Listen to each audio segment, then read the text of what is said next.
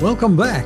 We are glad to see you for another edition of What's Next, Living Longer, Better, Smarter.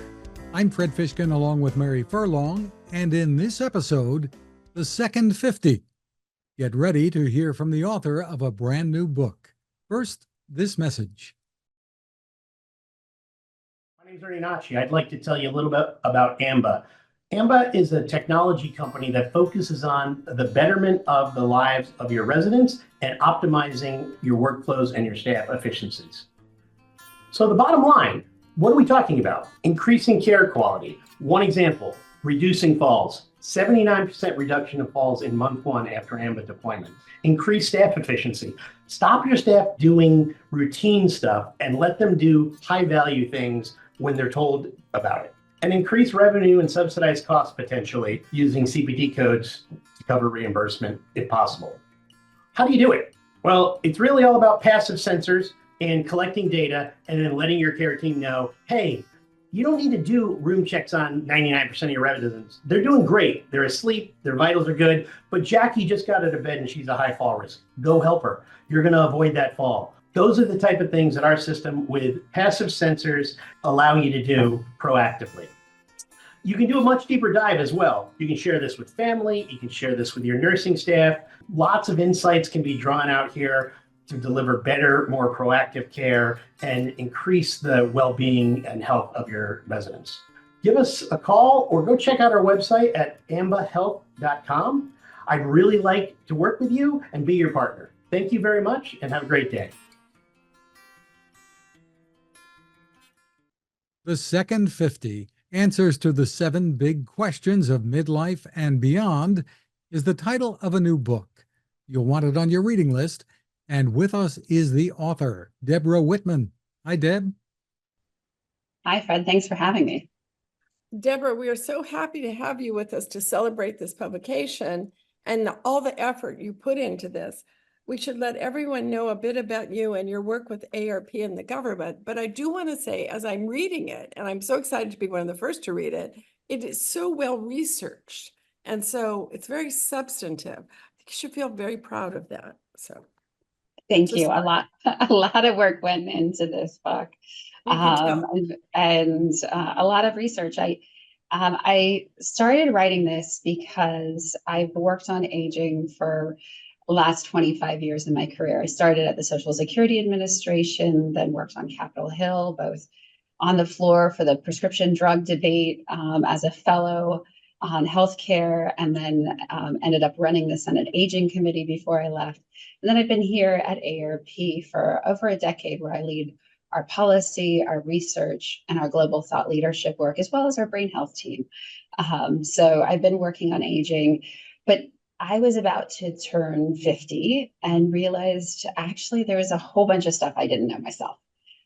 So I wrote down a list of questions that I wanted to answer and learn about, and started interviewing experts and digging into the research and talking to people around the country. And that's how the book came to be. So that's kind of your inspiration for the book, correct? It was really a sort of a self journey of, what do I want to know, and what, I'll just say there was things that I thought I knew that I was told by the experts was wrong. And there was a lot of areas that I knew a little bit, but really digging into what's going on in the world today. And really, thinking about through the work that I do of how do we make aging easier in America. So we answer the big questions, things like how long will I live, and will I be healthy? Will I lose my memory? And how does cognitive decline and dementia hit us? Some practical questions like, will I have enough money, and how long will I work, and where will I live? And then a chapter on how will I die, because that's the great unknown. But my personal contribution and most favorite chapter is how do we make it easier to age well in America? And I have a whole list of policy solutions that I offer up on each of the things that I've raised, because it's not easier. When you talk about the 7 big questions, you aren't kidding. You touched on them here. You said that some things you had misconceptions about. Can you give us some examples? What were things that you learned in writing this book? Well, I think my favorite example is I spoke to Dr. Diane Meyer, who's a palliative care expert, and I said, Diane, I should of course tell everybody to have an advance directive. And that first thing she said was actually, Deb, we've just done some research that shows that they're not really followed, that they don't work. And more importantly, when people write them, they're often in a period of good health and they think that being on a ventilator would be something they would never want. And so they check that box. And then COVID hit. And there were a lot of people going on ventilators for short periods of time. And so, just had that aha moment where this basic lesson that I would have shared with the rest of the world just went poof. And understanding what really the data says and what are the implications of these things. But what she told me is more important is to have somebody that you talk to about your wishes and that can speak up for you when you need it rather than checking boxes on a piece of paper. That's really interesting. I really liked how you dealt with the financial issues and retirement and encore careers, and then the work that you did about the care force, I thought was really interesting. And what we're losing in salary as people become caregivers, which is a huge category, of course. And then you talk about, will I be healthy? And you're getting into suggestions about what we can all do to help with that. So what are the key elements of making getting healthy easier and some of the key points that you cover? Yeah, so I think most people know about the 5 healthy habits of things that people should do to live a long and healthy life. Things like exercising, eating right, not smoking, not drinking, and maintaining a good body weight. And those make a huge difference. Even if you practice all 5, you get 14 additional years of healthy life expectancy if you're a woman and 12 if you're a man. And even if you just do one, it helps as well. But I think what surprised me was, how much our mindset also impacts our health. So things like social isolation, being lonely can shorten our lifespans by 15 years. And our relationships matter too. So I spoke to Bob Waldinger, and he looked at people in their 80s and he said, well, what happened in their 50s to make them healthy? And it wasn't their cholesterol. It was that they had really strong relationships. One other piece that I've been talking about a lot lately is also our mindset. So Dr. Becca Levy looked at whether we have a negative view that aging is a time of decline or that aging is a time of enjoyment and wisdom. Those having a positive or a negative perception on aging can really affect how long you live, if you're healthy, and even the brain volume that you have and your likelihood of getting dementia. So there is a whole thing about, let's eat right and exercise, but these other areas might just be as important. I'm wondering if people can actually change that kind of outlook that they've had for years. An ornery person tends to be an ornery older person. I think there's something to be said for the set point, but she actually looked at ways that you can change your mindset. Things like, first of all, even just realizing all of the negative self-talk you give, or saying things to others that can be really, really ageist against yourself or others. A second way is to have good relationships across generations and see the value of older people. I think I lived in a multi-generational household with my grandmother. My mother was her caregiver for 40 years because she had schizophrenia. But that tight relationship and loving relationship meant I have a respect and a soft spot of my heart for the beauty of people as they age. And I think that's really affected my career. One example that comes to mind about maybe having a great attitude and laughter. It's a relationship like that Mel Brooks had with Carl Reiner. They were together like every day having dinner. Two of the great comedians of many years gone by.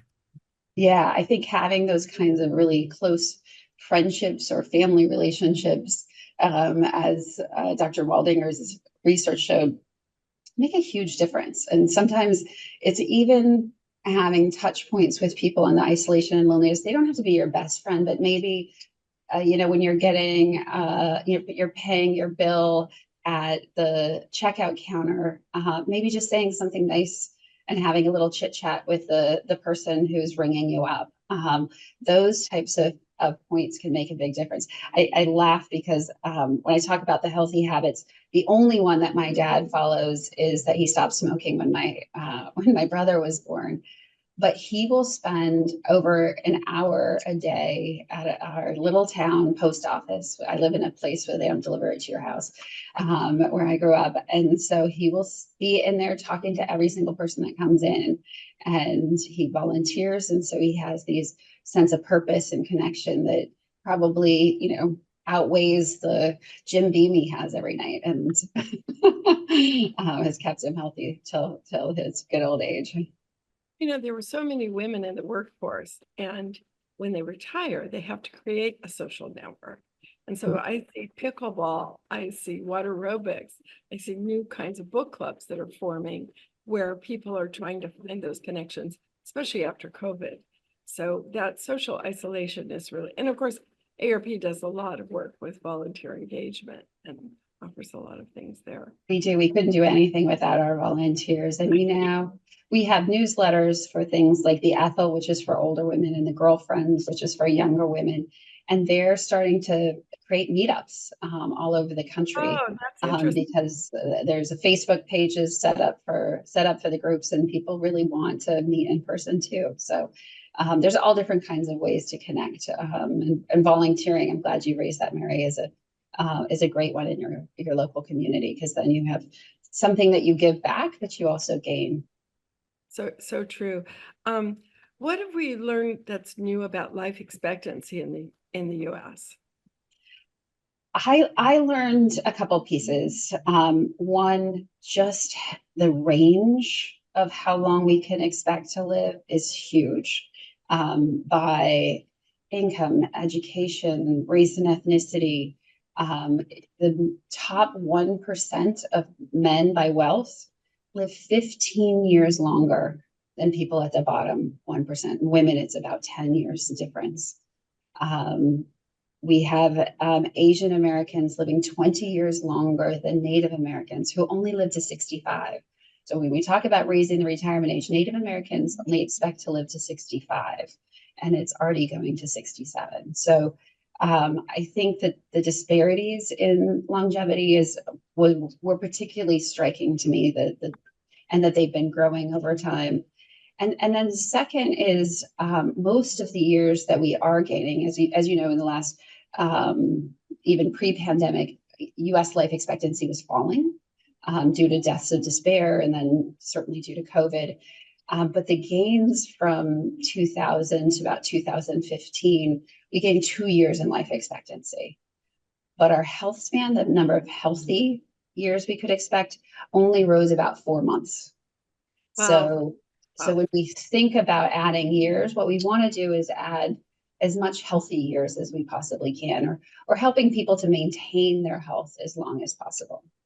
When you talked about the income disparity and some of these other issues, you have to think that stress, and we've heard this before from doctors that we've spoken to, stress is maybe the big issue here.